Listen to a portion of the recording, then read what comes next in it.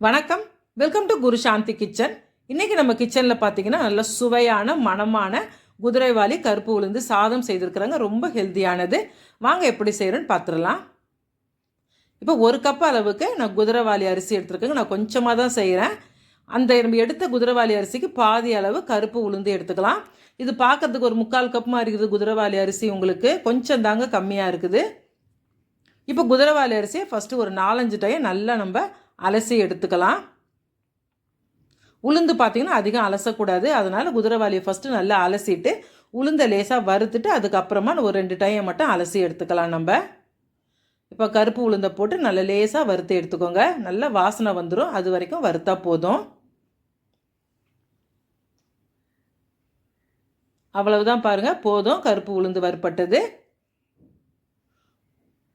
இப்போ வறுத்த உளுந்தை நம்ம அலசி எடுத்து வச்சுருக்கிற குதிரைவாலி அரிசி கூடவே சேர்த்துக்கலாம். பாருங்கள், ஒரு 5 டைம் அலசி எடுத்துருக்கேன். நல்லா வெள்ளையாக இருக்குது பாருங்கள். இப்போ அது கூடவே நம்ம கருப்பு உளுந்து சேர்த்துக்கலாம். இப்போ கருப்பு உளுந்து பார்த்திங்கன்னா லேசாக கலர் மாறி இருக்குது. ஏன்னா அந்த பாத்திரத்தில் ஹீட்லேயே அந்த மாதிரி கலர் கொஞ்சம் மாறிடுச்சுங்க. வேறு எதுவும் கிடையாது. இப்போ இதில் தண்ணி சேர்த்துக்கலாம். நம்ம எடுத்த கப்லேயே ஒரு 3.5 கப் அளவுக்கு நான் தண்ணி சேர்த்துக்கிறேன். நம்ம சாதமாக பொங்குறதுனால 3.5 கப் போதுங்க.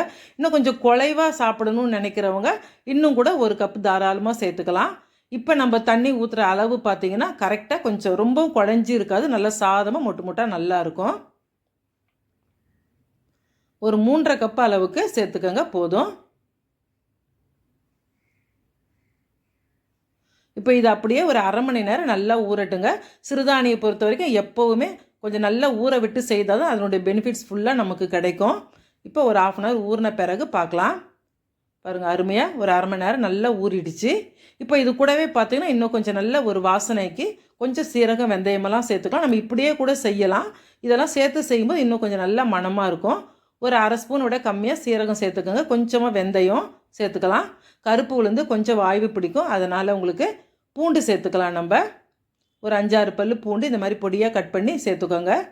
தேவைக்கு உப்பு சேர்த்து விட்டுறலாம்.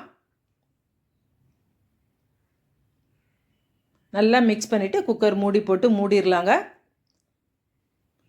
நல்லா ஒரு மீடியம் ஃப்ளேமில் ஒரு 3 விசில் விட்டு எடுங்க, போதும். சூப்பராக வெந்திருக்கும். ரொம்பவும் குழையாமல் ரொம்பவும் விதையாக இல்லாமல் கரெக்டாக வெந்திருக்கும். பாருங்கள், 3 விசில் வந்தாச்சு. சூப்பராக வெந்திருக்குது பாருங்கள்.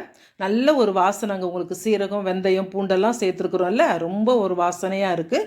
சாதம் சாப்பிட்றதுக்கு அருமையாக இருக்கும். இப்போ நம்ம வெறும் குதிரைவாலி மட்டுமே கூட சாதமாக பொங்கலாம். ஆனால் இந்த மாதிரி கூட இதெல்லாம் சேர்த்து செய்யும்போது ரொம்பவும் ஹெல்த்தியாகவும் இருக்கும், நல்ல மணமாகவும் இருக்கும். இது நல்லா குழம்பு விட்டு சாப்பிட்லாங்க, தயிர் விட்டு சாப்பிடலாம். ரொம்ப அருமையாக இருக்கும். அவ்வளோதாங்க. இதே மாதிரி கண்டிப்பாக ட்ரை பண்ணுங்கள். ட்ரை பண்ணிவிட்டு கமெண்ட் பண்ணுங்கள், லைக், ஷேர் பண்ணுங்கள். இந்த வீடியோ பிடிச்சிருந்தால் மறக்காமல் நம்ம சேனலுக்கு சப்ஸ்கிரைப் பண்ணிக்கோங்க. நன்றி.